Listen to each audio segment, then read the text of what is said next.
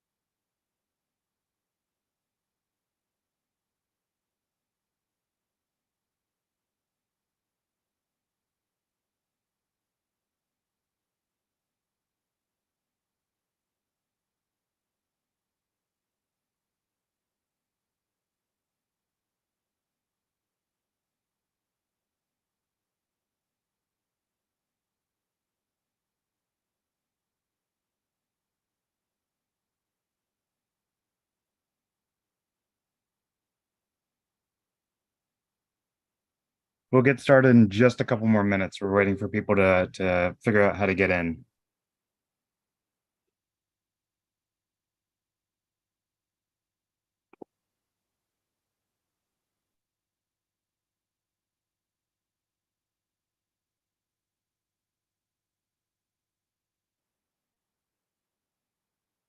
Just so you're aware, it was a little more finicky to get in today than it has been in the past. Yeah, I'm not sure why.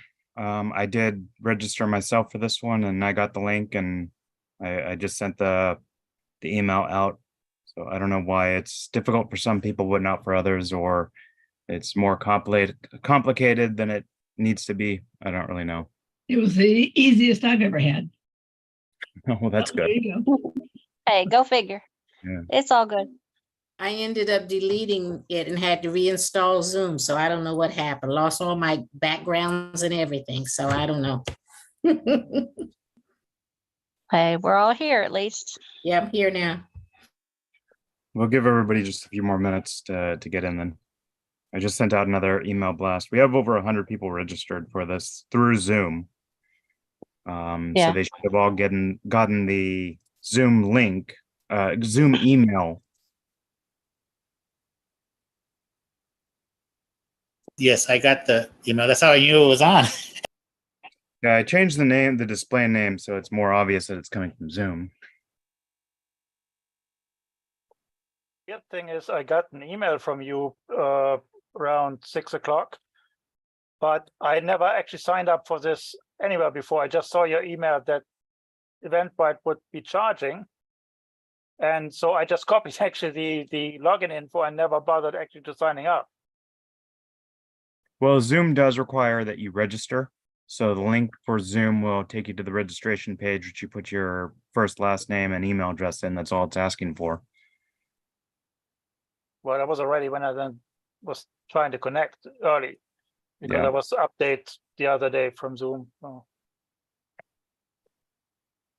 I'll give everybody 2 more minutes to get in, then we'll get started. And then Yeah, I hopefully- went to the link on the Nextdoor page on the event. You went to what page? On Nextdoor, it was Okay. there, and I had the link on it. I clicked on it, and it worked. Yeah, we have over 1,000 subscribers on our Eventbrite page, and unfortunately, when I posted this event, it didn't actually email out. So I don't know. Eventbrite's not happy with what Eventbrite is doing right now.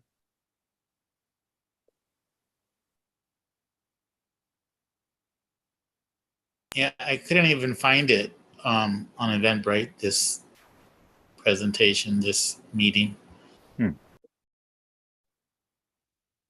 Yeah, it didn't show it on there for me either. I had to go back to the email and go back through the Zoom that way.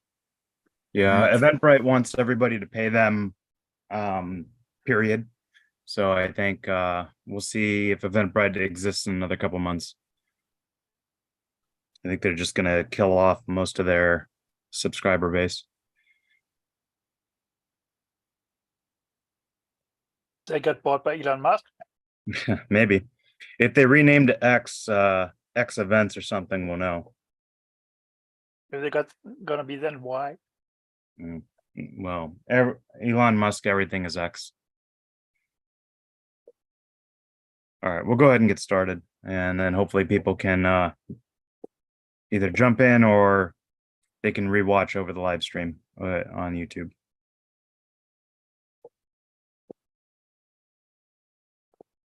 Thank you, everybody, for coming tonight. My name is Patrick Botts Forbes. I am the LAFD CERT Central Bureau Coordinator, and tonight's topic is neighborhood resilience and security after disaster. One of the biggest expectations that we have, quite frankly, is that no matter how big the earthquake is, every number, every statistic, every prediction says statistically you will survive the earthquake. Very few people relative to the number that live in Los Angeles City will die in the earthquake, and most of them will either die immediately during the earthquake, or they will die as a result of an aftershock or doing something unsafe. But statistically, 99.999% of the population of Los Angeles will survive the big one. You probably have better odds of winning the lottery than you do dying in the big one. So if you're concerned, I've talked to people during outreach booths, and their plan is to die in the earthquake. And I ask, well, what happens if you survive? And they can't give me an answer. So you really should plan on surviving the earthquake or any natural disaster. If you live in Florida, Texas, Louisiana, and a hurricane is bearing down on you, the odds are pretty good that you're going to survive it. Now, what comes after, that's where things get really dicey. And those who are not prepared, they're in for a world of hurt. What we expect to happen right after the earthquake is that city and county resources are going to immediately be overwhelmed. And we've seen this. We saw this during Northridge. We saw this during Ridgecrest. We see this during hurricanes. They're immediately overwhelmed simply because the amount of resources required to deal with the problems that they're having, it's not feasible to have them at the ready. There is always going to be pre-planning for a hurricane or something that you can see coming. National Guard will get staged. Red Cross will be ready to open up shelters. For an earthquake, that is not actually something that is easy to predict. Anyone who says, oh, the earthquake's going to happen at 2:35 in the morning tomorrow, well, they've always been wrong, quite frankly. No one's been able to accurately predict the earthquake. What we can do is we can see trends over time, and we can see that the trend is that the Los Angeles basin or Southern California experiences a major earthquake once every 300 years. And once every 100 years, and we are some 300 years over. I forget the statistics. It's about 150 years on the 100. Southern San Andreas fault. Yes, thank you, Patty. And so we're long overdue for an earthquake, but the best that they can do is say that we expect it sometime in the next 20 to 200 years. So some of us may not be alive when the big one happens, or we could all be alive. We have no way to predict when it's going to happen, but we can anticipate what it will look like immediately after the earthquake. Again, city and county resources will be immediately overwhelmed. Fire department, police, a lot of the fire department, a lot of the firefighters, a lot of the police officers don't live within the city of Los Angeles, and they have their plans. Those that are not in the area will go to their closest station and help out there. So if someone does live in the city of Los Angeles, but that's not their normal station, they will go to their closest station and support. There are a lot of plans in place to bring as many resources online and to bear on the problem as quickly as possible. The National Guard have plans to come down and support from the north. Likewise, if there's a disaster in Northern California, the National Guard from Southern California will fly up or convoy up to Northern California. And then there's mutual aid where we expect to have resources coming in from other states. But it takes time to ramp those resources up. So the reality is that it's going to be very thin for the first 24, 48 to 72 hours before we really can have resources coming in. And that's a problem because our entire infrastructure runs on what's called a just-in-time business model. And you see markets get restocked regularly, but they don't have a reserve in the back. What's on the shelf is on the shelf, and they, through computer simulation and anticipation statistics, know what will sell out and how to restock it right before it sells out. This always gets messed up when you have something disruptive. You see a hurricane and the water on the shelves empty out. You have a pandemic and the water, toilet paper, they're gone. And the market and the just-in-time system can't anticipate those kinds of disruptions. And so there's no way to restock in time to compensate for something like that. Now imagine an earthquake, which is completely unpredictable. You have power outages.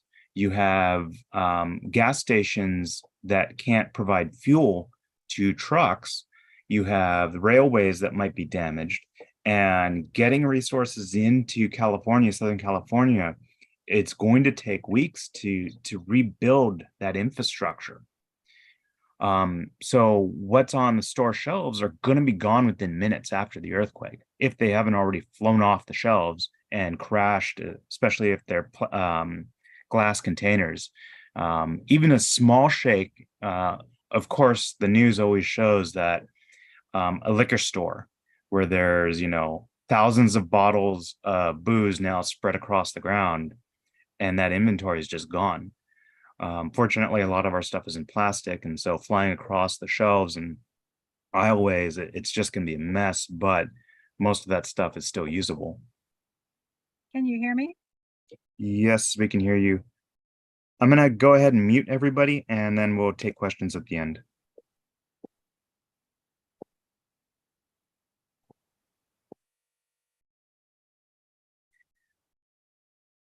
Now, if you think about it, most people don't have a lot of reserve or a lot of stockpile of food, water, supplies. And we saw this especially at the beginning of COVID when the shelves emptied and there were long lines of people for a small amount of what got restocked in the morning. And chances are, if you weren't one of the first 20 people in line, you didn't get what you were looking for. To make matters worse, a lot of times people were buying up the entire supply for fear or to benefit themselves and sell it. And if everyone's looking for toilet paper and you have a roll for $20 and you can't get it anywhere else and you're completely out of toilet paper, that's a $20 roll of toilet paper that you might be buying. So most people really have 3 to 7 days worth of food and water in their homes. And after day 5, especially if you have a family, it's not you and one other person, but you have a family of say 5, 3 kids and a significant other, that food and water is going to go by faster than you really want it to. And at day 5, people are going to become desperate. Single family homes and in neighborhoods, as I said, are really going to see not as much direct support from the city as they would like to see. We don't want to scare people, and the anticipation is that the fire department, the police department, all of the public agencies will be working, and they will be working hard, and they will be bringing in as many resources as they can, bringing people back from vacation, flying people in, and getting resources where they can. But if you think about it, we have a city of 4 million people. We have 3,000 firefighters spread across 3 shifts. That's 1,000 firefighters on duty at any given time. We have 10,000 less than 10,000 police officers in the city of Los Angeles. And that's the city of Los Angeles. You think about the county of LA, and we're 10 million people. And the numbers of first responders are about the same ratio. We don't have as many first responders as we would like during a disaster, and we never will. The expectation really is that we have enough that we need right now. And when something disruptive like a disaster happens, it is going to be all hands on deck. It is everyone working for the greater good to get through the disaster. And we see this, it's not just LA City. We look at other parts of the country as well. Even for events that they can predict, like hurricanes, you see the same kind of thing. There's just not enough first responders to help everybody that needs help at one time. So we really do have to work together. And what we're saying is it's you and your neighbors working together to bring back normalcy, or at least to mitigate the problems that you're having. We ask that you have at least, at minimum, 3 days of food and water. But the reality is that you should have up to 3 weeks of food and water, because power infrastructure is very fragile. And if you don't have refrigeration, you don't have the ability to accept credit cards, and not everybody has cash on them anymore, or your Apple Watch or Samsung Pay doesn't work, how are you going to pay for that food that you need because the power's out or the internet's down? But the reality is also that not everybody has the luxury to store 3 weeks of food and water. So it really is going to become helping our neighbors make sure they don't become desperate. And that's what we're going to be talking about tonight. One other major issue is this, and we saw this during Northridge, is there's going to be injuries. The number one injury from Northridge was cut up feet. And that's because if you think about it, how many things are on your shelves or on your walls are going to fall off and break in your hallway? And if you're running to check on your kid who's screaming because they've experienced the first earthquake ever, you're not going to care that you're stepping on broken glass to get to them. But cut up foot, if it's not treated, not cleaned, bandaged, and taken care of, can get infected. And that minor injury can then become a medical emergency.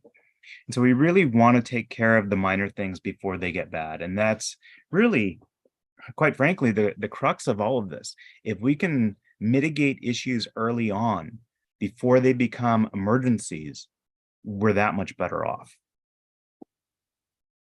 So we say that we can't predict, but we can be ready. And there's the concept of blue sky days. In LA City, or LA County, Southern California, we have a lot of blue sky days where there's not a disaster going on. In other parts of the country, they have seasonal disasters, hurricane season, tornado season, blizzard season, snow, dust bowl season. I live in LA, and I'm sure a lot of you do, because of the weather. Other parts of the country during winter, it is miserable. It is negative 30 degrees in some parts of the country. They get like 6 feet of snow. They get blizzards that are record breaking every year.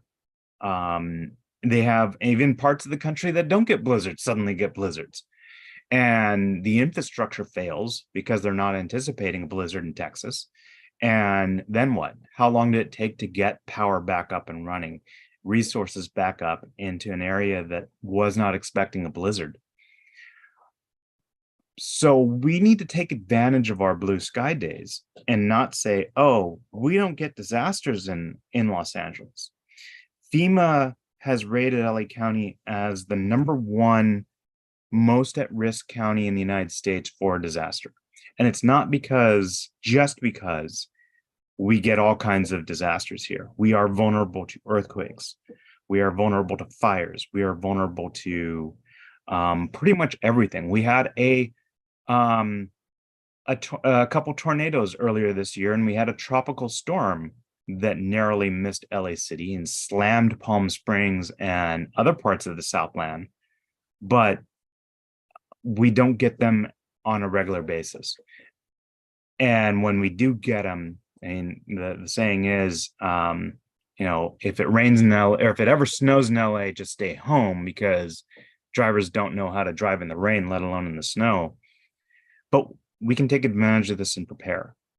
And we need to prepare. We need to anticipate that during our lifetime, during sometime possibly in the next couple of years, we're going to get something bad.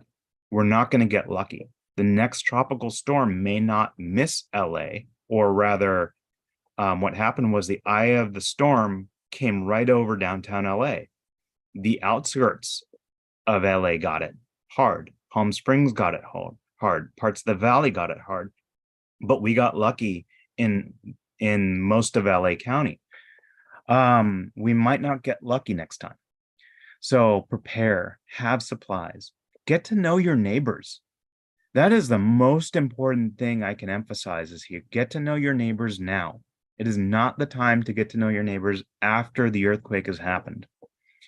Plan with your family, plan with your neighbors, and say, hey, what happens if the power's out for several days?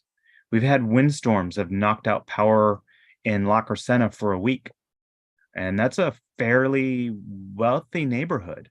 And they were without power for a week, and there was nothing that the utility company could do, nothing that all their money could do up there to bring it up and running faster than that.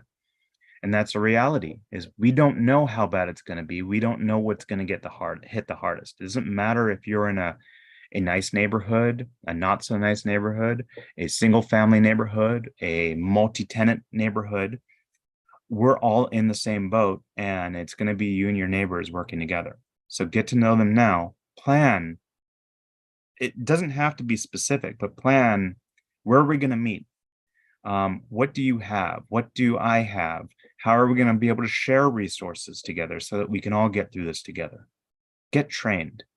That's probably the second most important thing on this list is if you are not yet community emergency response team trained, get it. It's free training by the fire department. They teach you the basics.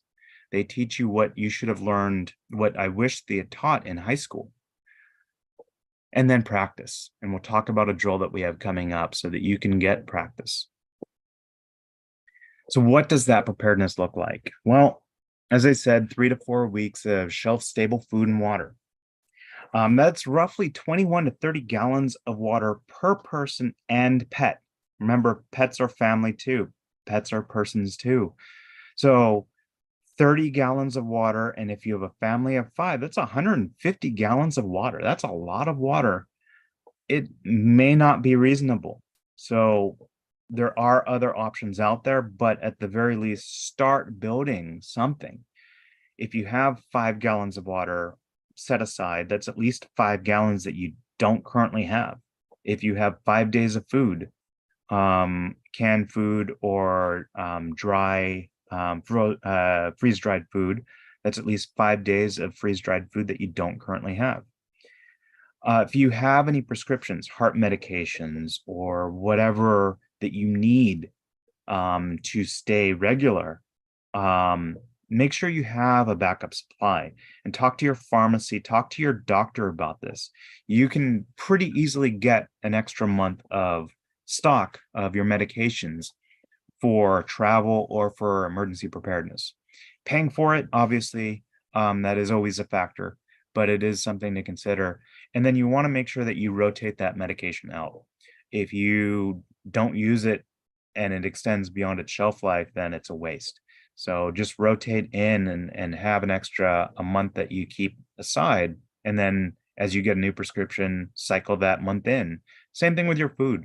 If you have food that you canned food or dry stock, shelf stable food, don't let it go to waste. Use it.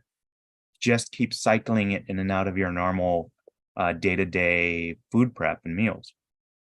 Natural gas is going to be definitely a problem during an earthquake.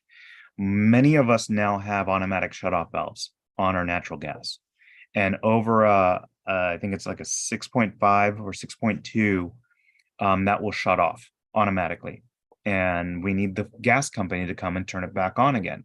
Well, if everyone's gas is off, then the gas company is going to be very busy, and it's going to take them a while to get everyone's gas back on.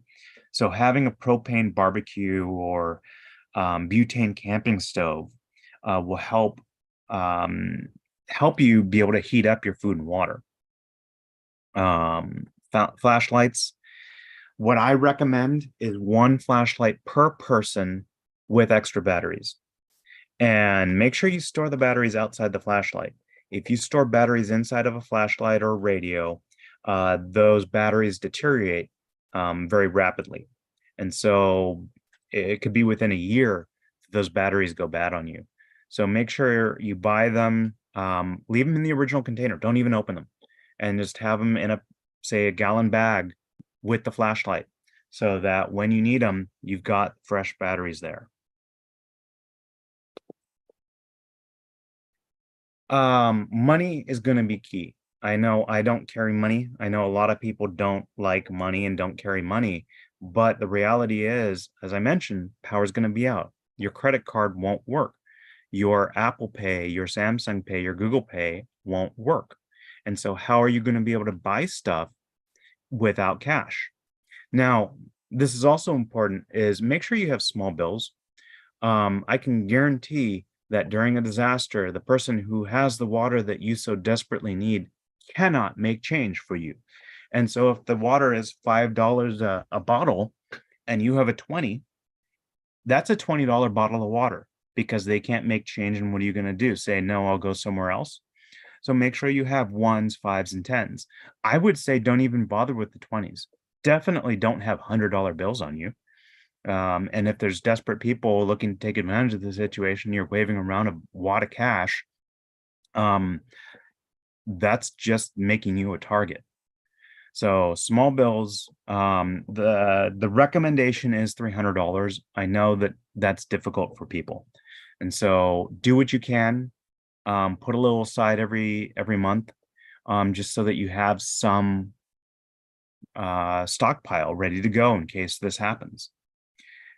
Don't burden yourself and put yourself in bad shape to prepare. It doesn't help anyone if you're overdoing it to make these recommendations when it may be another 20 years before it happens. So do what you can over time, and hopefully when the disaster occurs, you'll be ready. I recommend everybody have a large first aid kit, possibly a trauma kit, but you need to have the training to go along with it. Take a first aid CPR AED class if you have not already. If you have not taken the basic community emergency response team training that's offered for free by the fire department, do so. They will teach you disaster first aid. They'll teach you how to bandage wounds. They will teach you how to sling an arm that's been dislocated or injured. They will teach you how to bandage a head injury. They'll teach you stop the bleed. They will teach you hands-only CPR. Don't stop there. Get as much training as you can. If you see a class that's available and you can take it and it's of any interest to you, do so. Don't put off training for tomorrow if it's available today. FRS and ham radios, we use, well, the biggest difference between today and Northridge, I think it was 1994 Northridge quake, is that everyone relies on cell phones today. And a lot of people can't even function without their cell phone. We know the infrastructure is going to get overwhelmed. It is standard industry practice to oversubscribe cell towers, but cell towers run on electricity, and they have maybe 3 to 4 hours of battery on each cell tower. So if the power's out for a couple of days, your cell phones aren't going to work. It's going to take time for the phone companies to get generators out to those cell towers and get them back online.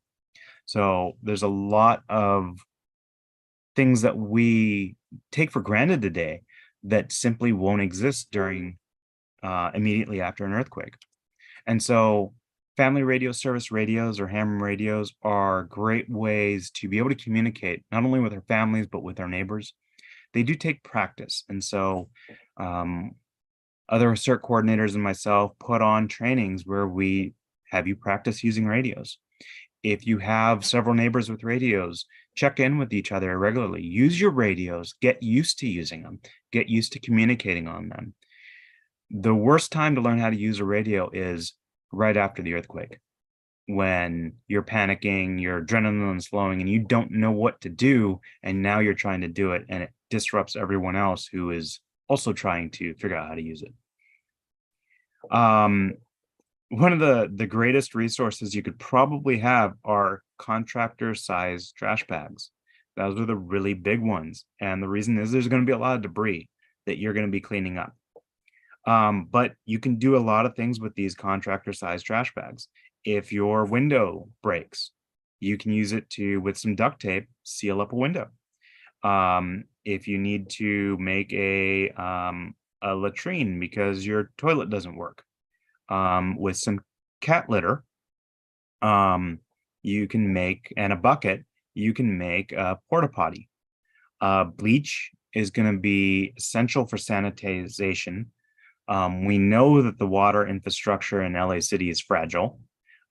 We know that the sewer lines run parallel to the clean water lines, and that they will break and contaminate the water that's coming in through our tap.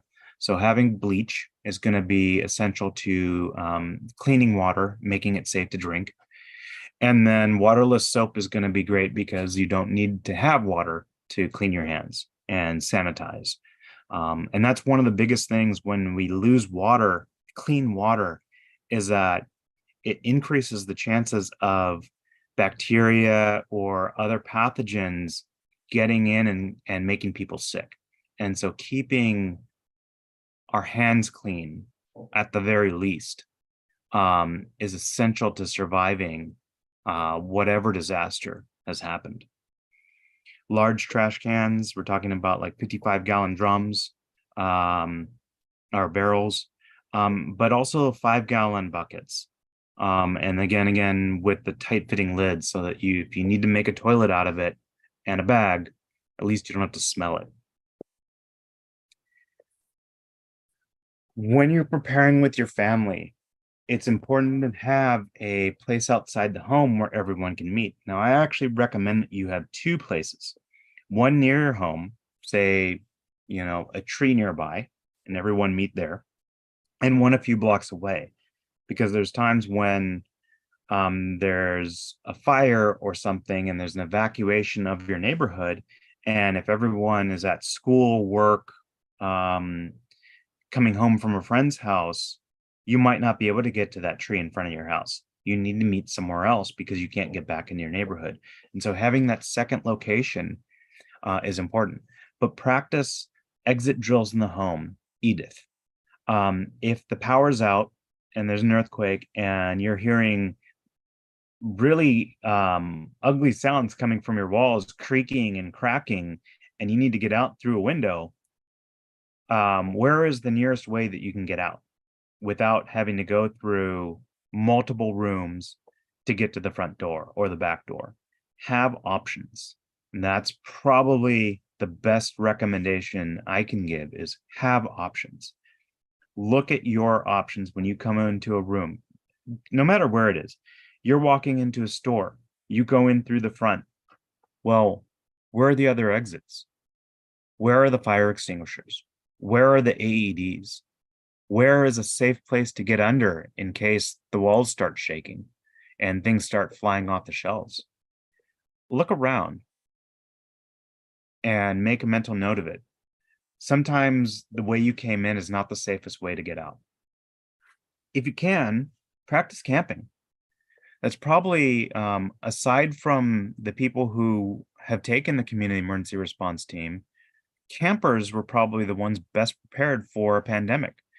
When people were asking, well, why did the water and toilet paper run out so quickly? The people who go camping go, well, there's 2 things you need when you go camping: clean water to drink and something to wipe yourself when you go to the restroom. And that's why those are the 2 things that flew off the shelves the fastest. But if you go camping and practice living in the woods, not living, but staying alive in the woods for 3 days, maybe a week, you know what it's going to be like to actually have to do so without power. And you can start better planning what you need to have and be ready to go in case there is a disaster or when there's a disaster. We have the benefit of being in one of the most populous cities in the world. A lot of people think that is a problem. And a lot of people like being in the middle of nowhere, where they are all alone, where their nearest neighbor is 10 miles away. But that isolation is also a liability. It is next to impossible to plan for everything, to have everything you need for a disaster. And if you live in the middle of the woods, or there's no neighbors nearby and you don't have something, being able to get that thing is next to impossible. But if you're working with your neighbors ahead of time, you're planning ahead of time, and you don't have something, maybe your neighbor does. And chances are your neighbor's also going to not have something and need something, and you might have extra of it. So really working together is where we benefit. If you live in Wisconsin or Montana, and the nearest hospital is 2 hours away and you have a heart attack, that's a liability, being 2 hours away from the nearest hospital. And good luck if it's a level 1 trauma center or something that can actually deal with a major medical emergency. So we have the benefit of having some of the greatest trauma centers in the world here in Los Angeles. Now, whether or not you can get to it in 10 minutes based on the roads being a disaster or complete total gridlock. That's something else entirely. But we have a lot of resources here, and learning to live with those resources and share those resources, we have a lot of potential to save lives that might otherwise be lost in a more rural area or more isolated area. There's also one thing to be aware of is if you have a generator and power, and you're the only one on your block with power, everyone knows that you have that generator, you have power. Not only your neighbors, but anyone looking to take advantage of the situation. And they might decide to take that generator from you. Now, if you're working with your neighbors together, and it's not just you on your own, getting that generator from you is going to be a lot more difficult because everyone on the block is relying on you and your generator to get power to their phones, to their refrigerators, to keep their food and charge their stuff. So really working together. Yes, I do see that in the chat, and we'll get to that as well.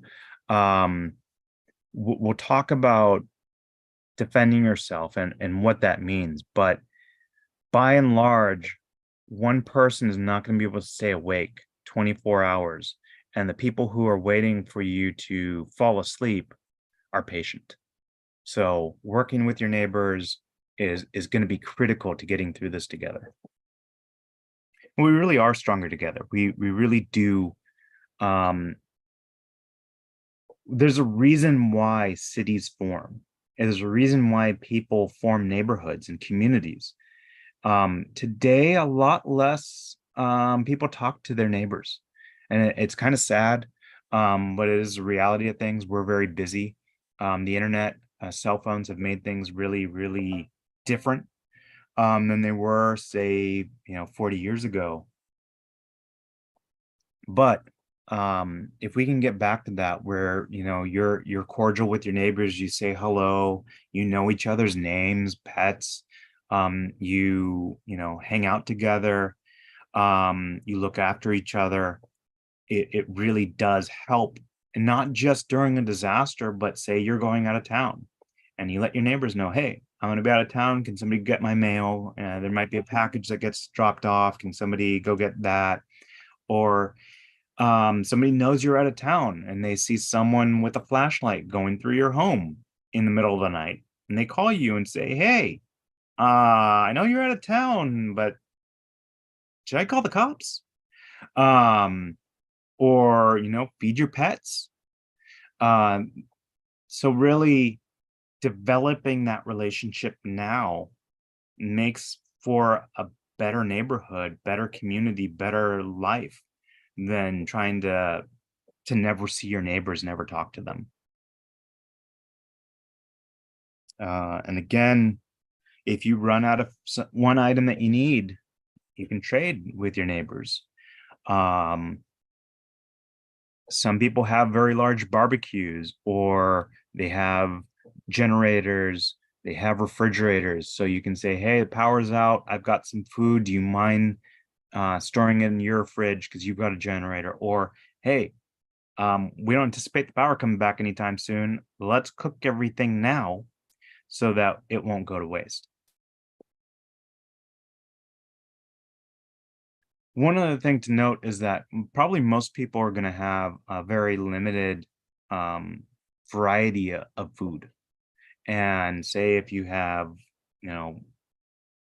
lima beans and someone else has rice, and that's all you have is lima beans. Well, 5 days in of eating lima beans is going to get old real fast. And 5 days of eating rice is going to get old very fast. So you can say, hey, if you give me some of your rice, I'll give you some of my lima beans. And now we can have lima beans and rice. Another neighbor has some freeze-dried beef or beef jerky. Someone else has canned corn or something. Most of these things I actually don't eat. But you get the idea very quickly, is that it's easy to have a lot of one thing, but it's very difficult to have a large variety. And especially when you have power out and normalcy has been completely disrupted, having variety can benefit the spirit. It gets you closer to normal, even though you know that normal is not anywhere coming anytime soon. It just helps people, and especially younger people, that this is the first time they've experienced this kind of thing. And I'm sure most of us have actually.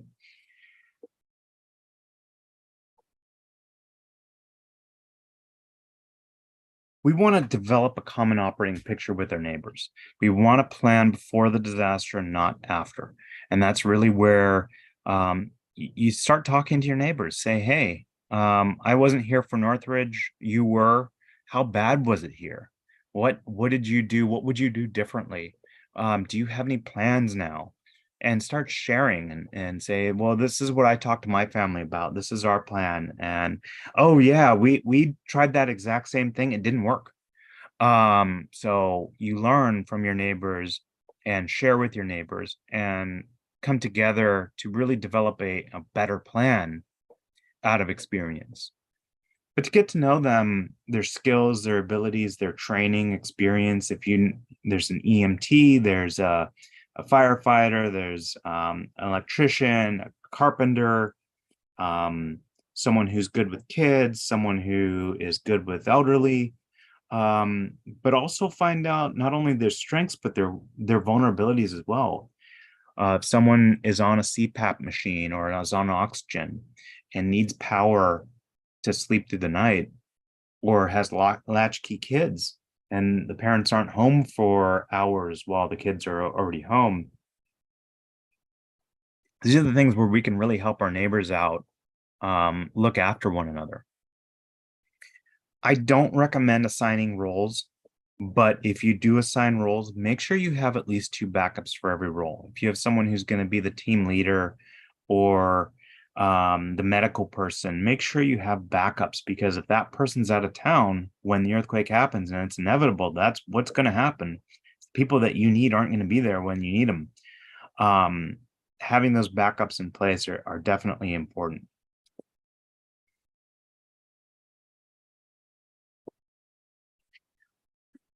The Map Your Neighborhood or Ready Your Los Angeles Neighborhood block organization system is a great, easy way to start the process of working together with your neighbors. What you do is you meet with your neighbors and you go through a hosted tutorial. It can be either done online, or we can have someone from the city come out and actually facilitate this. And you get to know your neighbors. Maybe you do a potluck or something, and draw out a map of your block, where all your neighbors are. And this is a map that stays with you. It's not given to the government. It's not given to each other. You each develop your own map and find out, hey, Sally is a carpenter. She's got a chainsaw. Billy is a medic, a retired EMT. He's got a lot of medical supplies. Susie has 3 kids and they're home at 3 o'clock. She's not home until 7 o'clock because she works. Jose requires a CPAP machine to sleep through the night and needs power. These are the kinds of things you start to learn from each other, strengths and weaknesses, and who are the most vulnerable. But also where, hey, I think my place should be the place where all the elderly and kids are going to hang out with. It's reasonably built. There's a large backyard that's wide open, so it's relatively safe. Start coming up with plans for gathering locations, where your gathering site's going to be, and you want this to be visible. All the neighbors should go out to the gathering site and see, hey, there's people gathering over there. I'm going to go over and check in with them.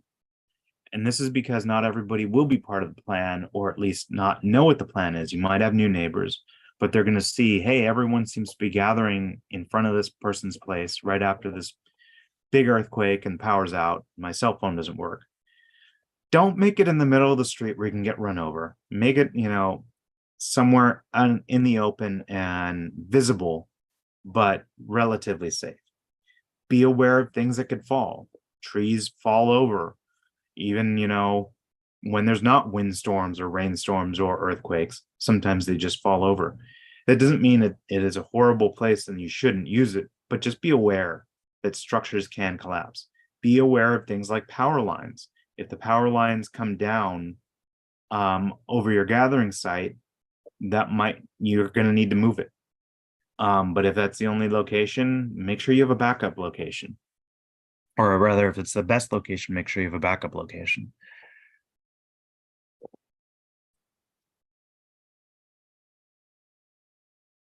After you go to the gathering site, you're going to be creating search teams that go out, and they're going to be doing things like looking for help signs. They're going to be looking for people or listening for people who are screaming for help, whistles being blown. If there's people who are unaccounted for, people who should be there, or vulnerable homes where there's an elderly person in a wheelchair, go check on them. Go check on the kids. Go check on the places that you think people are going to have problems with. Just account for your neighbors and then make sure that everyone's okay. We really focus here when we talk about Map Your Neighborhood or Ready Your LA Neighborhood as the golden hour. It's the first hour right after the earthquake, hour 0, when you've checked on your family and your home, and now you're checking on your neighbors. The most problems occur immediately after the earthquake or several hours after. And so this golden hour is when we can catch any problems. There's a leaking, you smell gas as you're walking by and there's a gas leak and you can turn off the gas. Or you see someone with a help sign up. They were able to get the help sign up, but they couldn't get out of their home. Go knock on their door and check to see what do they need help. But look for any structural damage. Don't go to a building that is partially collapsed because it's not safe for you to go in there. And if there's an aftershock, that building will continue to collapse on top of you. Make sure you're not going anywhere alone. You need to be in pairs at the very least. Always have a partner or a battle buddy, and always stay together and be accountable for each other. When you develop a resiliency plan, and this is before the earthquake or other disaster, write it down, share it with your neighbors. Make sure everyone has the same plan so that okay, we're going to go here, we're going to meet here, and then this is what we're going to do, and then this is what we're going to do. We're going to set up the shelter at this location for our elderly, our injured people, our young, our kids, and they're going to be able to take care of each other while the more able-bodied are going to go searching and making sure our neighbors are safe. Identify those key locations. Identify the resources that are going to be shared. Now, not everyone's going to want to share their resources, but hopefully as a neighborhood block, you're going to say, okay, we have 5 generators amongst us all. We have a couple of chainsaws. We have several barbecues. We have several EMTs who are off duty and won't be working. Be careful about identifying people who are disaster service workers or people who are going to be forced by obligation to go into work. Doctors, police officers, firefighters, people who work for the city are mandatory disaster service workers. They have to go in. And if you're counting on them to do essential roles in your own neighborhood, you're going to be quickly disappointed to find that they're not there when you need them. Start identifying teams. What teams are you going to have and what does each team do? And then who are going to be the team leaders and who are going to be the backup team leaders. After the earthquake has happened, after you stabilize your neighborhood, after you've taken care of all the immediate problems that you have, you've turned off any leaking gas, you tended to any injuries, meet back regularly, share information. Again, this is going to be a long-term recovery. When we have the big one, it's not going to be, oh yeah, the power is out for a few hours and we're back to normal. It's going to be days, if not weeks, to get back to normal.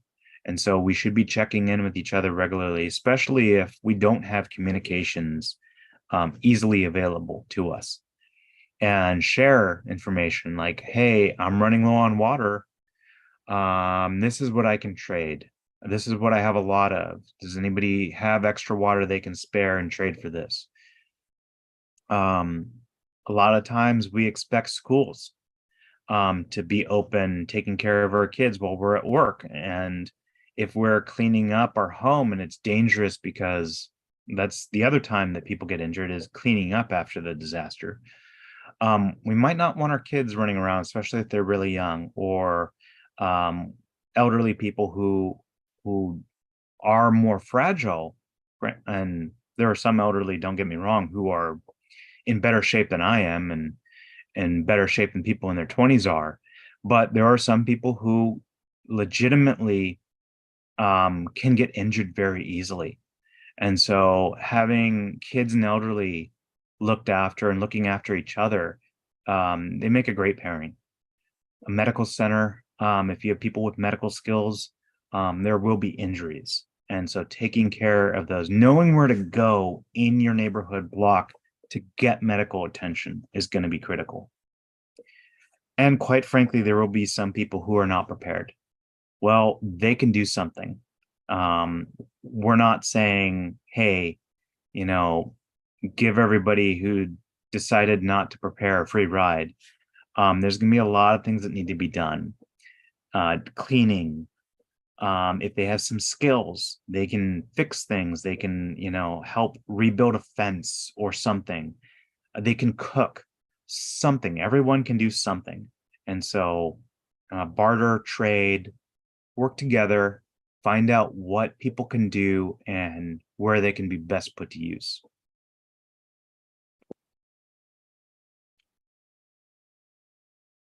The neighborhood disaster response team is second to the initial block organization. It's hours 1 to 4. Hour 0 is your golden hour. Immediately after that earthquake, up until 60 minutes after, that's your golden hour. Hours 1 through 4 is when you're going to make a decision. You're going to have a decent idea of how bad things are. You're going to say, okay, we need better trained people to help our neighbors because this is a lot worse than we've ever anticipated.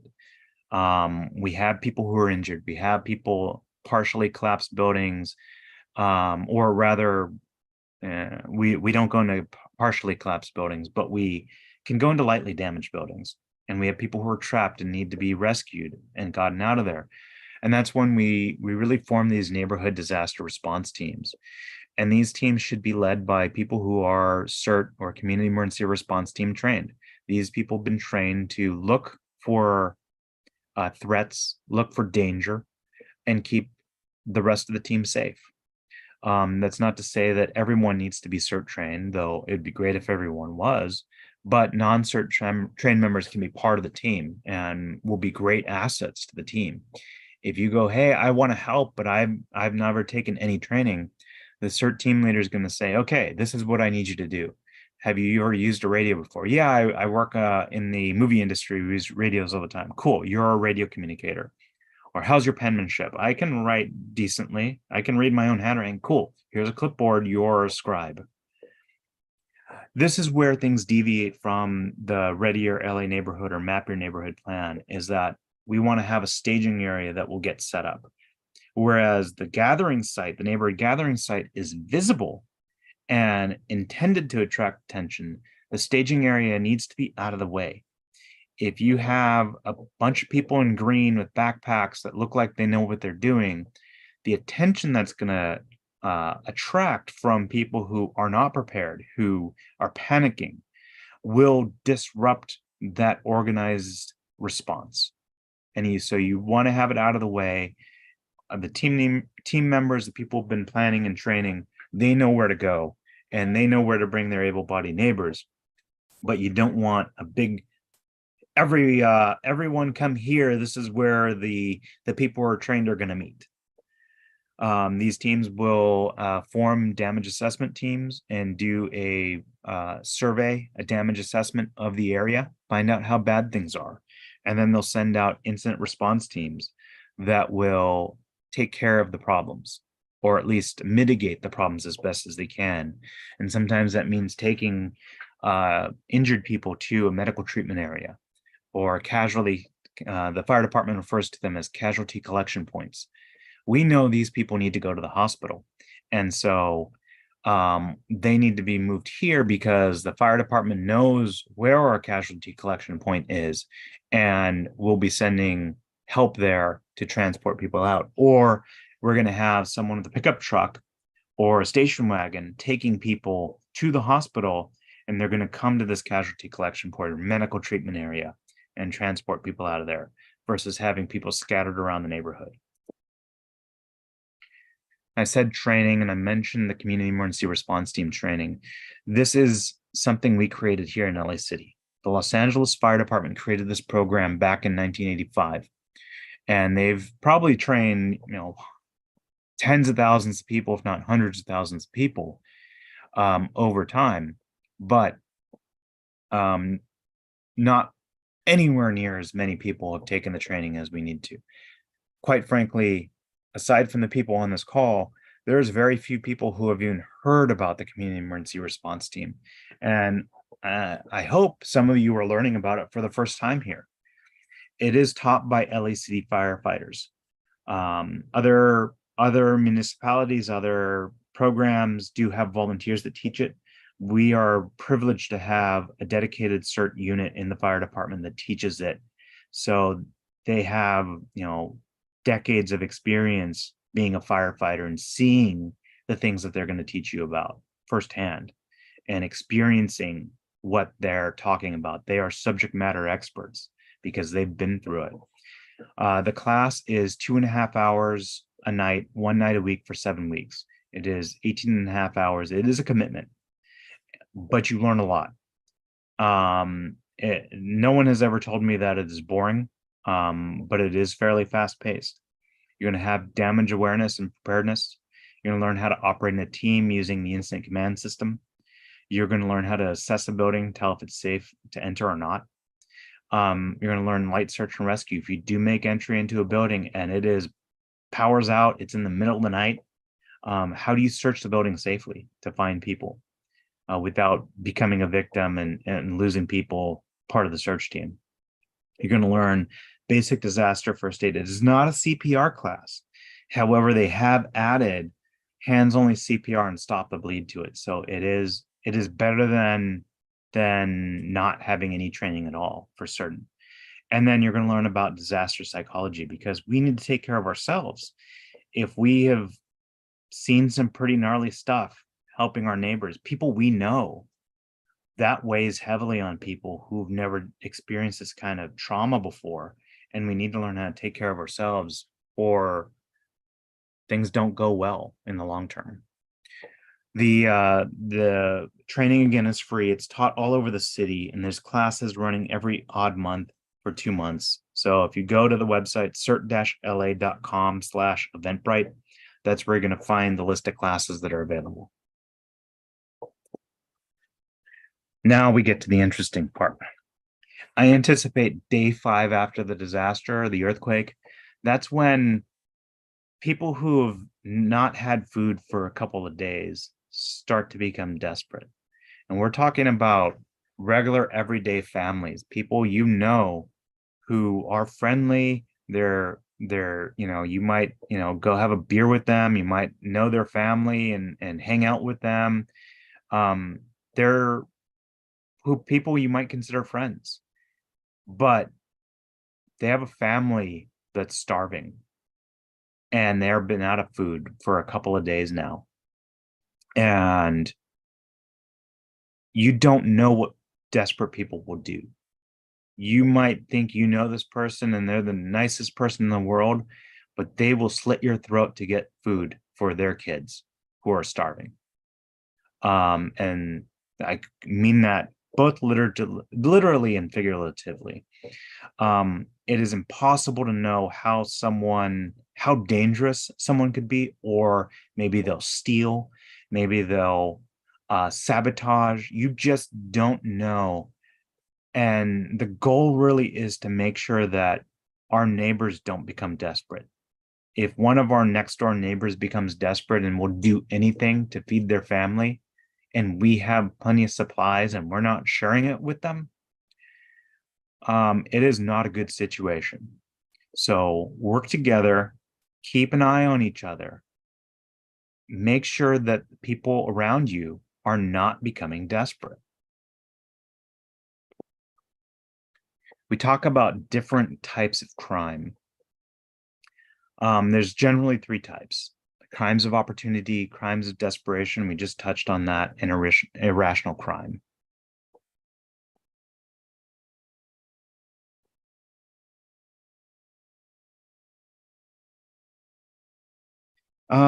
Someone put in the chat, don't tell people what you have. Yes and no. You are right. If you have a lot of stuff, telling all your neighbors, hey, look at all the stuff that I have, can make you a target, very sure.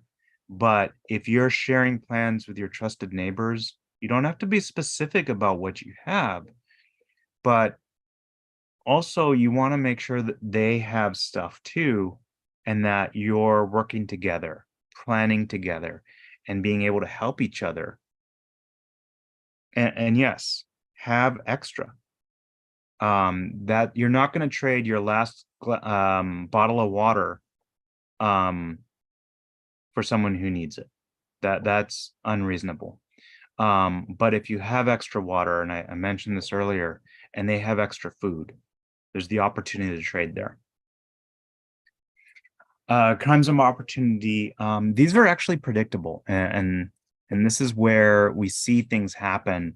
You see people walking around with a Rolex and showing off what they have, and then they get mugged, and somebody takes the Rolex, steals their $3,000 purse, and just yanks it off their shoulder and runs away. These are crimes of opportunity. They're easy, they're low risk. It is quite frankly a smash and grab. The criminal is in and out before anyone can do anything about it. And we've seen this a lot lately. Restaurants, jewelry stores, businesses where several people come in, they smash all the glass, steal stuff, and then they're out. But generally speaking, these people want to avoid confrontation, or what they'll do is they'll do a big show of force right away to discourage anyone from confronting them back.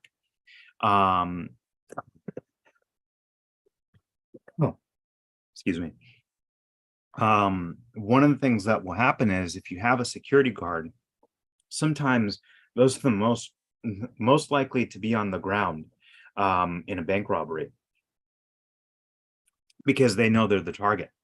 And so if you are, and we'll talk about this later, you're demonstrating that you are a threat to anybody who's coming in, you're likely to be the first person that gets challenged. And if you're not seeing it happen because it comes up from behind you and you're not prepared for it, being the most capable or being armed, visibly armed person actually has a risk to it.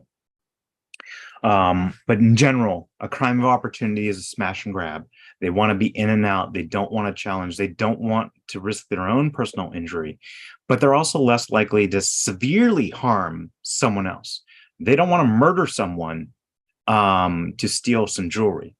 Now, what you do have, though, is that you have people who are going to be casing. They're going to be looking. They're going to be looking for a good score. They can be persistent. They see, I go back to you're the only person with a generator on your block and you have your lights on.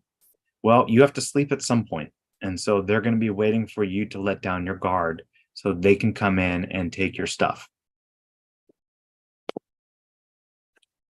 They're really looking for easy targets. They, like I said, they're looking for individuals on their own. They're looking for people who aren't paying attention. They're looking for people who've let down their guard.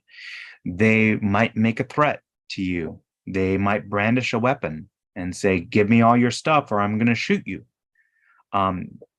They could legitimately do that, or it might be just a show of force. You don't know. The bigger the payoff, the more they're willing to put into it, the more out of the way they're going to be willing to do to get it. But if you have a car, and this is every day, you leave your purse or your bag or your laptop out on your passenger seat, you are almost guaranteed to have a smashed window when you come back to your car, because it is easy. All they have to do is take a rock, smash the window and grab what's there, and then they're off. There might be not anything in the bag. They don't know that, but the risk to them is pretty low. Versus, say, an armored car heist, where you have armed guards escorting money. It takes a lot of resources and planning to rob an armored car. But it happens. Banks get robbed all the time. So they are willing to do stuff for a bigger payoff. And they don't know how the big payoff is. If it looks like it's valuable, it may be valuable, it might not be. They don't know until they actually get their hands on it. There's no risk to them. Again, an empty bag on your passenger seat, and you might have a smashed window, even though there's nothing in that bag.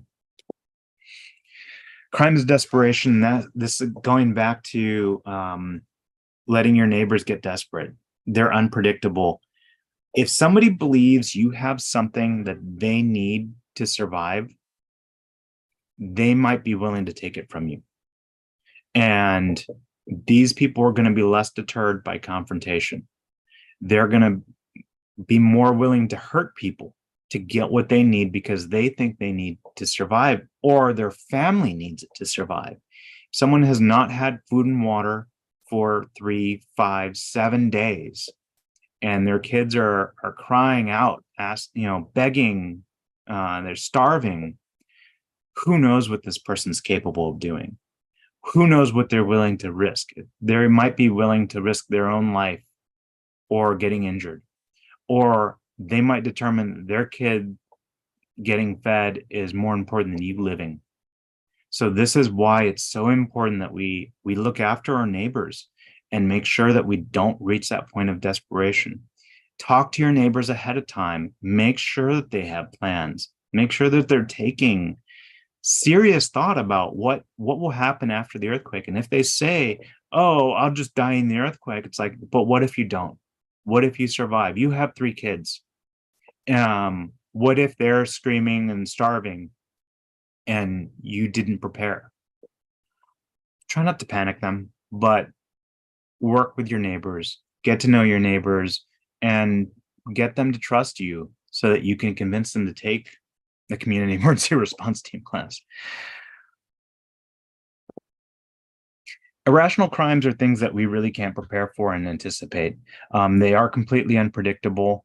They could be caused by mental illness. They could be caused by jealousy, revenge. I mean, there's entire TV channels dedicated to these kinds of crimes of passion. And oftentimes they have no rational motive behind it. These are really dangerous. These are probably even more dangerous than crimes of desperation, because these people might risk hurting themselves to do something, and you don't know why. And that is always a problem when someone has no fear of self-injury, or willing to hurt other people for no reason whatsoever. I'm not saying there's anything you can do about it. I'm just saying you should be aware these things exist.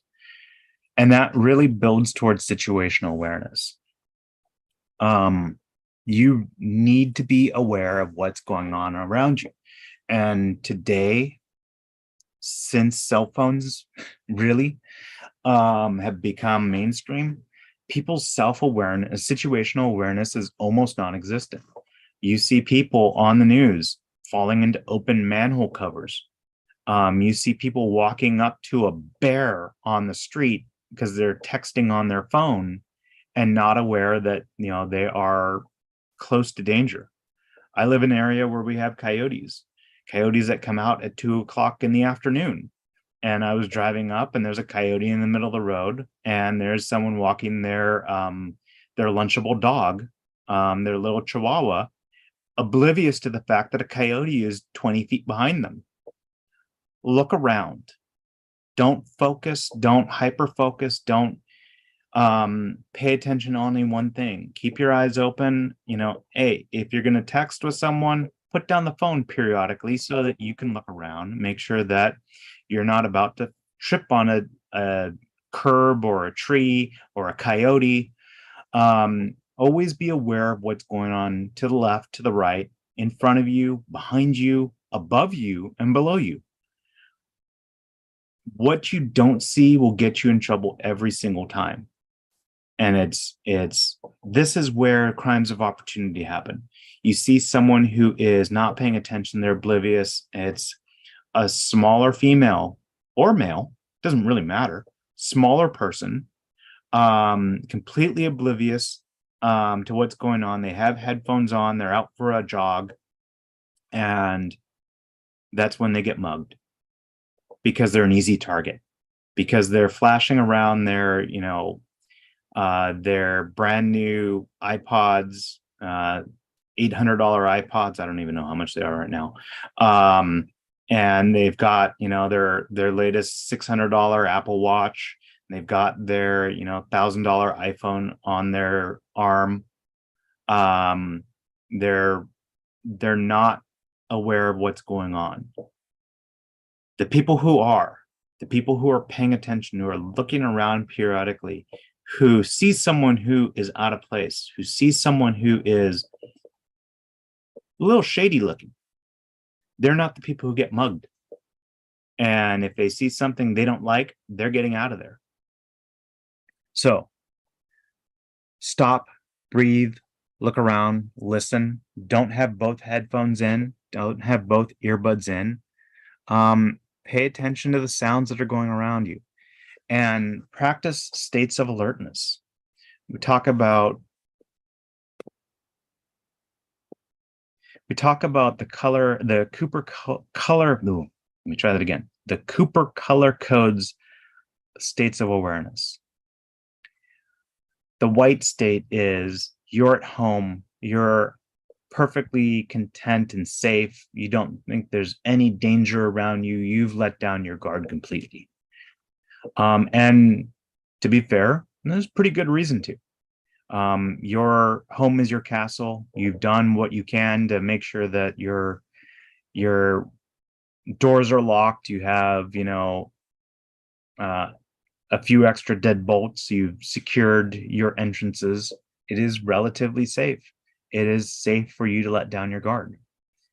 But you're out on the street.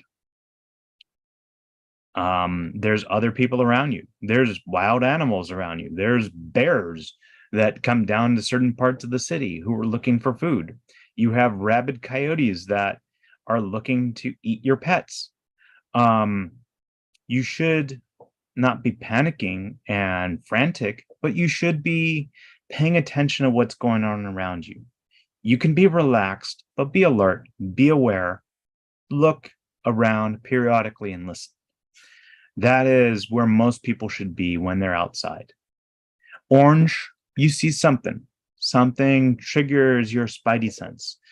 You go into a heightened state of alertness. You're not panicking. You're not being aggressive. You're not, we need to get out of here right now, but you're actively assessing something that could become a potential threat. That coyote over there, I'm aware of that coyote over there. I have a chihuahua with me. That chihuahua is not going to be able to outrun the coyote.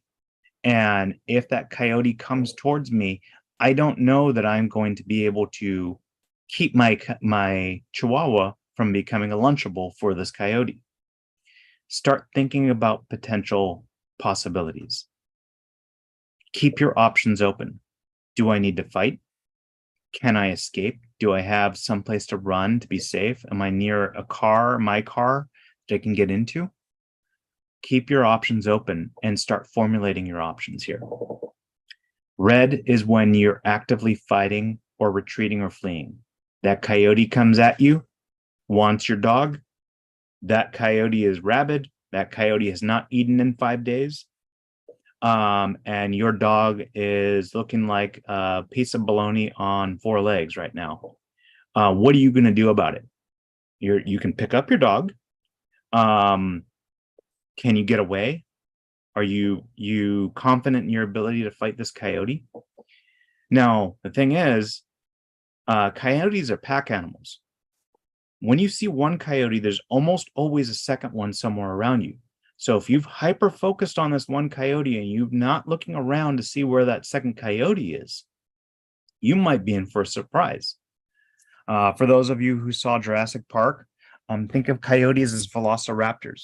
And I've seen this. I'm driving along and there's a coyote in the middle of the road. And I start looking around, and sure enough, there's another coyote on the hillside following me. Yeah. So when you're paying attention, you want the big picture, that situational awareness. Where is a possible threat? And is it the only possible threat? And what am I going to do about it? Where am I going to go? What can I do? If I have to fight, do I have options? Do I have weapons? Do I have keys that I can jab into something soft and squishy? Or is my best option just to get out of here before this even becomes a threat? Before that coyote even starts to approach me, am I going to start going the opposite direction and make sure there's not another coyote waiting in that opposite direction? The worst thing that could possibly happen is you go from white to black. I'm sorry, white to red. You are not paying attention to what's going on around you. You're completely oblivious. You feel safe. And suddenly the coyote's on top of you, grabbing your dog and running off with it. And now you are panicking. You went completely unprepared. You had no options. You had no thoughts. You weren't even aware the coyote was there. And now your Lunchable Chihuahua is unfortunately coyote food. There's something called operational security. And this was touched upon in the chat. You need to know who your neighbors are. You need to know who you can trust, but you also need to know who you can't trust. And I was talking to a senior lead officer, and they mentioned that statistically 10% of a population does not belong there. That's not to say they're criminals. It's not to mean that 10% of any population has ill will or is going to become a threat. But for some reason, they just don't belong. And so you want to find out who can you trust and who you can't trust. Identify who you can't trust. And maybe, there's valid reasons. This person can't seem to keep a job. Their lawn is a mess. They are having people come over that look shady all the time. There's a variety of reasons, and I won't pass any judgment, but you probably know the kinds of people I'm talking about in your own neighborhood. When you establish the relationships with the neighbors that you can trust, make sure you're sharing information. It comes off as gossip, but it is situational awareness as well. You need to assume that there will always be someone who is going to take advantage of a bad situation. With those kinds of people, you need to be aware of them, be cordial with them, but don't share that sensitive information. Don't say, yeah, I've got a generator and 30 days worth of food and water. And, oh yeah, I live alone and my kids I live and I'm at work all day and my wife is at work all day and my kids are at school all day and no one's at my home during these hours. We don't want to be paranoid about things, but we want to be aware of what's going on around us. It's that situational awareness and the operational security of not sharing information that is sensitive to people who maybe can't be trusted. But don't live your life in fear of everyone. Just develop that awareness of who can be trusted and who can't be trusted. You want to develop a neighborhood block security plan. And that is exactly what it sounds like. The earthquake has happened. It is now 5 days in. You've treated the injured, you've mitigated the risks, and you're working to get back to normal. But things are not normal. Power's still out. Police are busy.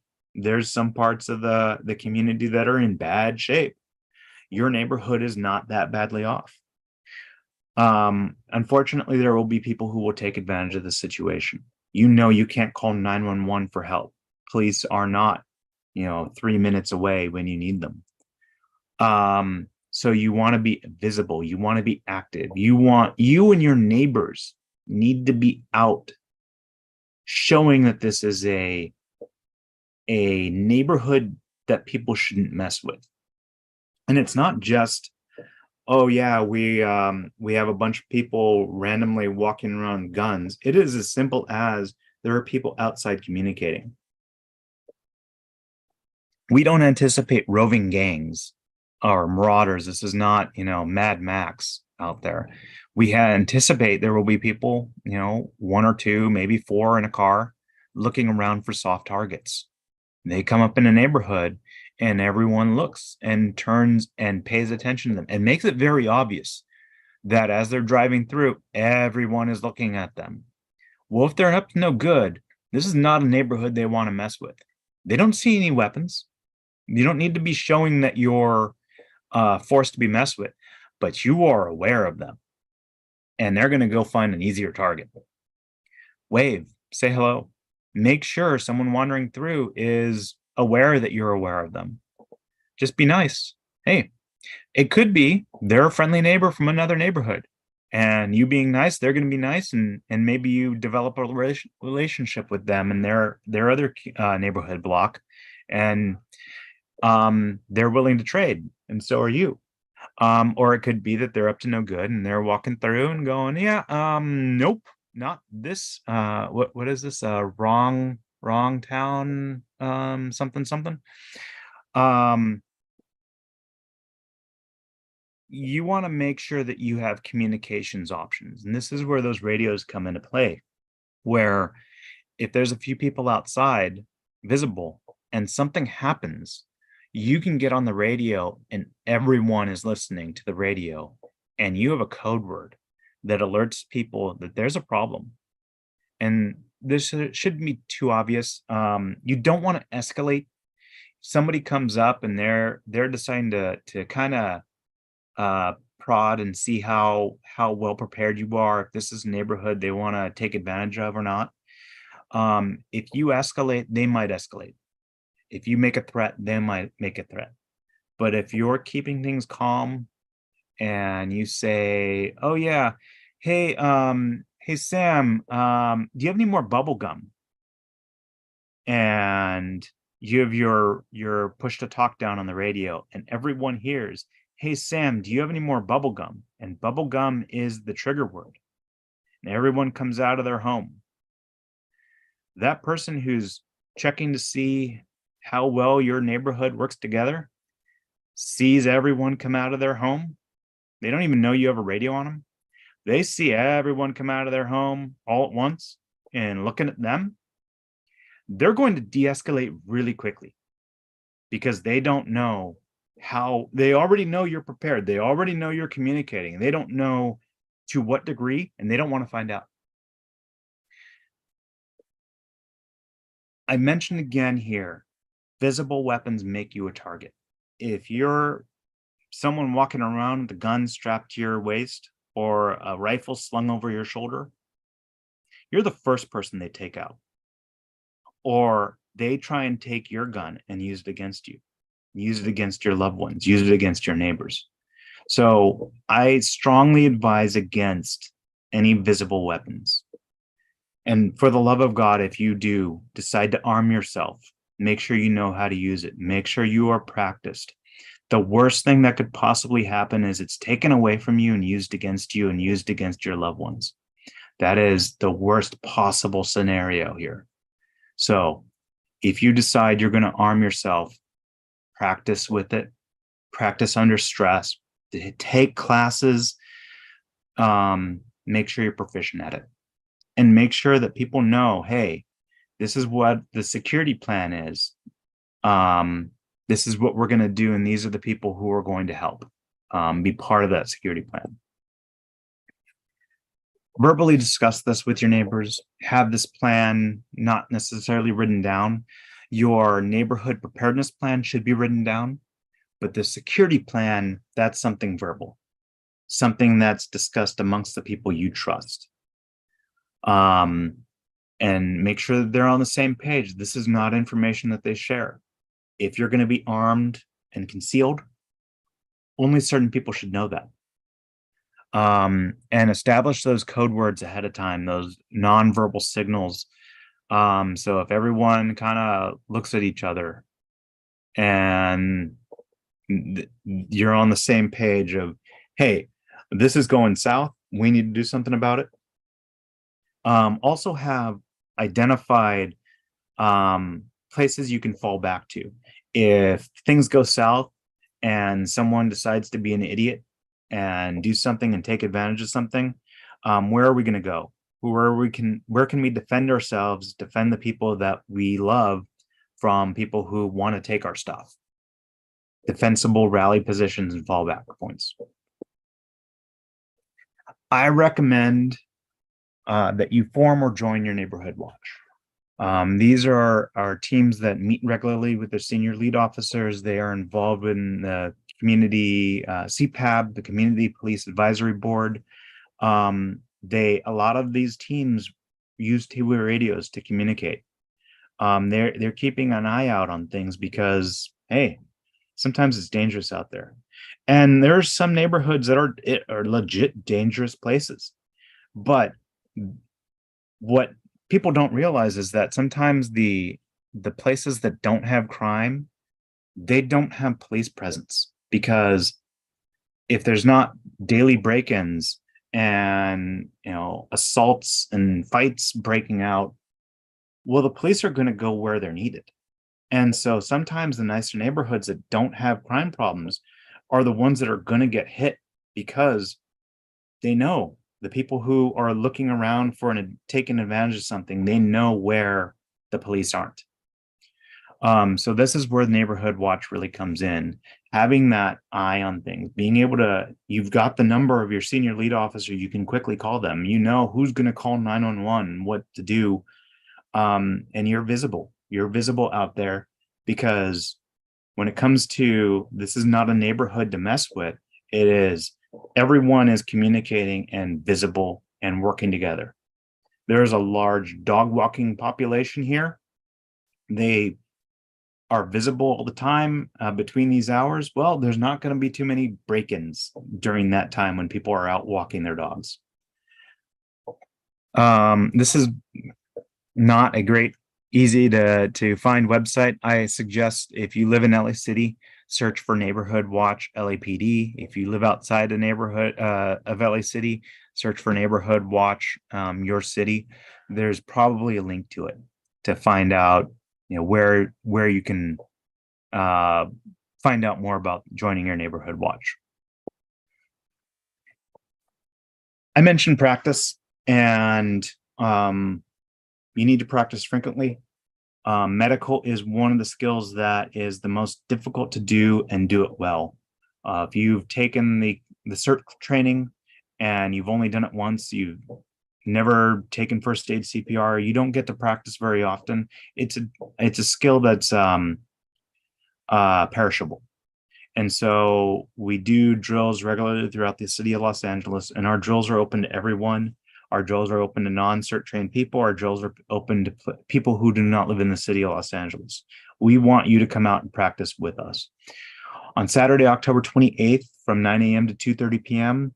at the American Legion in Pacific Palisades, that's post 238, we will have a CERT medical triage drill. We will have multiple scenes set up with hopefully moulaged victims, if I can find a moulage artist. And we need people who want to be volunteer victims for this, so that our teams can practice the skills that they've learned and get it right.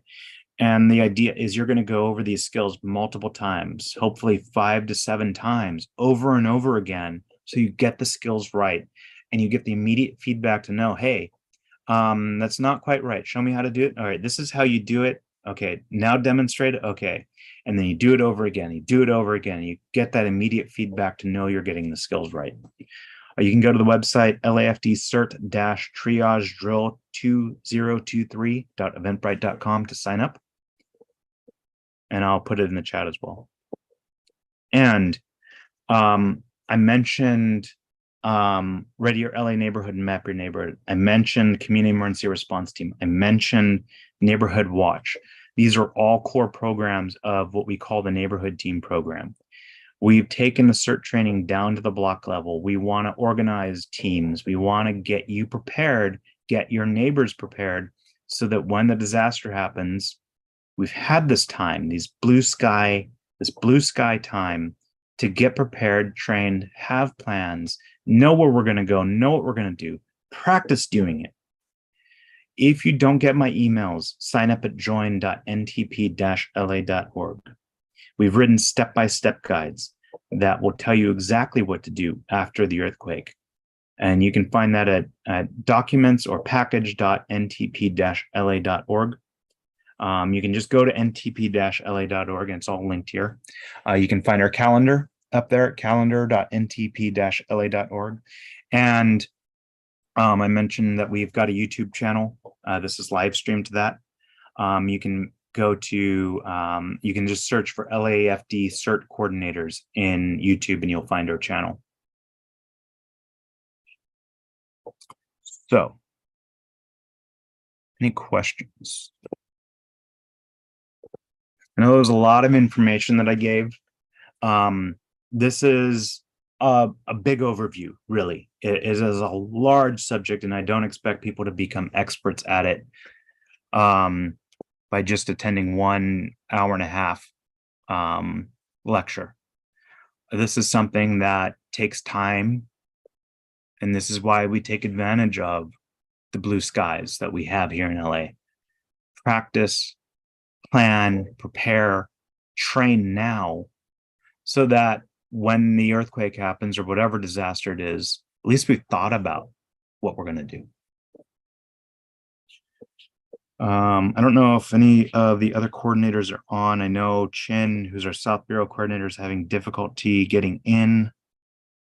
I don't know if anyone was really going through the chat. I haven't had a chance to really go through the chat. But if you have any questions, go ahead and raise your hand and I will unmute you and let you ask your questions. Stephen.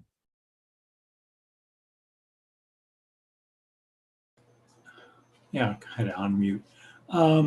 What about swimming pools as a source of water for even flushing toilets or possibly filtering? So I will give you the book answer. Yes, for sure. Swimming pools are great for flushing toilets, for even washing your hands, hygiene. I do not recommend drinking them. I do not recommend trying to filter them. There are a lot of chemicals that are persistent even when you evaporate or boil water and do an evaporative system. There are devices out there that claim they can filter pool water and make it safe to drink.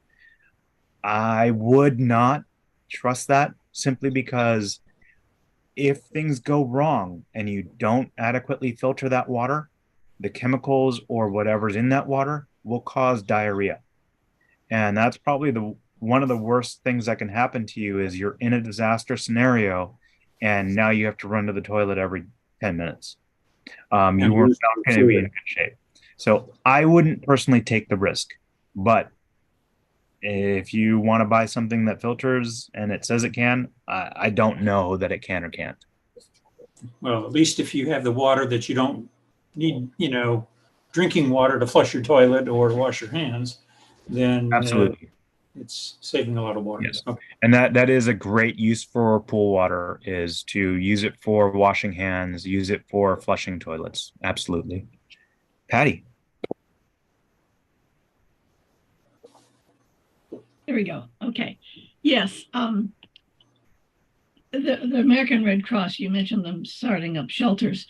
Mhm. We learned this particularly through Northridge being the most recent one. Not every place that the Red Cross has pre-staged as a shelter will be available. For instance, I knew people in the disaster end of Red Cross at Northridge, and their first site was unavailable because there was no water at that particular site. So they will have to go to another. Plus, remember, all the Red Cross people, 90% of them, are volunteers. They will have to get from their home, make sure their home is secure, then get to their site. And this all takes time. It may take 2 or 3 days to get a shelter up and running.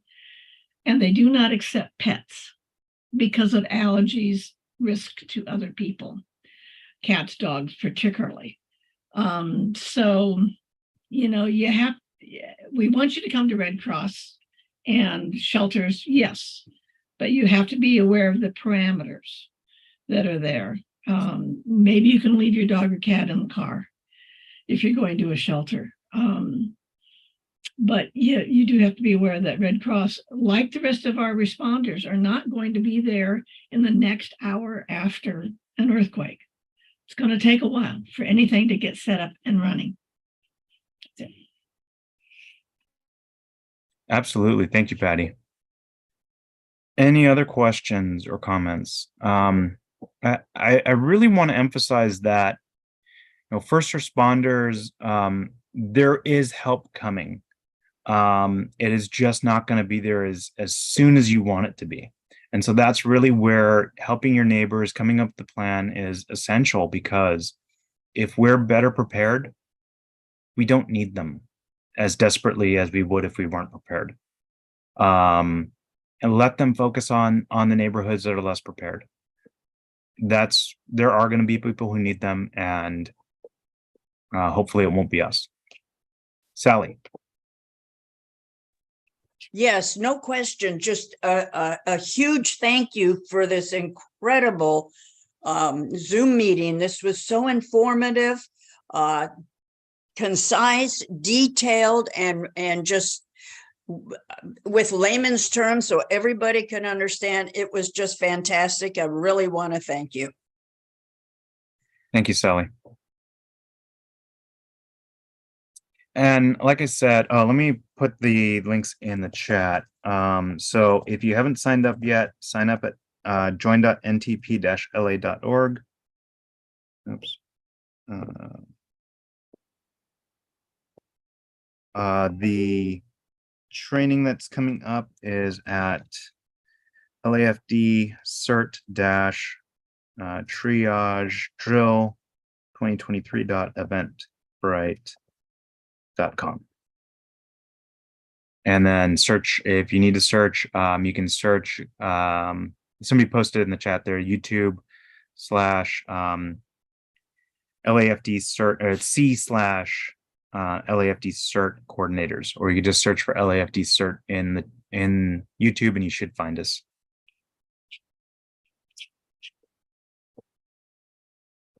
Sally, I don't know if I put down your hand. Did you have another question or any other comments?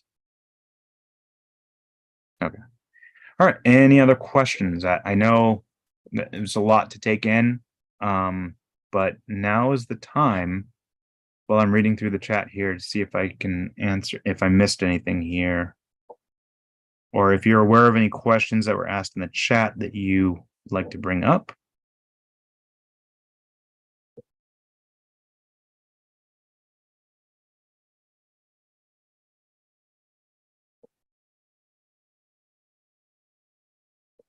Well, then I'd like to thank everyone for attending tonight. We do this for you. If you didn't come here, I wouldn't be doing this. There's a million other things I could be doing right now, going to the gym or watching TV or cooking dinner or something. But we want you to get prepared. And so please share this kind of training with your neighbors, share it with people online, share our YouTube channel, share the training. I'll also put the CERT training website in here. It is www.cert-la.com/event. Right. That is really the best thing you could do, is take this free training, take the opportunities. Patty. Yes, are you going to talk about Shakeout? If you have something to talk about, go ahead. Just that tomorrow is 10:19, and at 10:19 a.m. is the Great American Shakeout. It's a national and international drill, the largest earthquake drill in the world, basically. So you can go to shakeout.org and find out more about it. Or at 10:19, do your drop, cover, and hold drill, or do any one of the things that Patrick has already mentioned here about getting prepared, either with your neighbors, yourself, your vehicles, your pets, food, water, whatever. Absolutely. And talk to your coworkers about it. And talk to talk to them. Hey, what happens if there's an earthquake at 10:19 a.m. On October 19th? What are we gonna do? How are we gonna, make sure that it is safe to still be in here? What happens if the power's out? What happens if we can't leave the building? Can we shelter in place? Where are we going to evacuate to in case the building is not safe? These are the kinds of questions that your employers should be able to answer you. Your coworkers should be able to. Do you have a get home bag in your vehicle, or do you have supplies in your office? If people are injured, is there a first aid kit? Is there an AED? These are the basic things that you should be able to answer. Sometimes you can't drive home, and there's been times when you're stuck in the middle of the road out on a highway, and there's no way to turn your vehicle around and get off the freeway, and everyone has to get out and literally walk home or walk to the nearest off ramp, and it's 2 miles away. If you're wearing high heels, you might find that very uncomfortable. Do you have a pair of, flats or, comfortable shoes that you can walk in? Practice walking. And that's the thing that we don't do here in LA very much is, we're used to driving around everywhere. Well, how do I get home if I don't have a vehicle? Things to consider.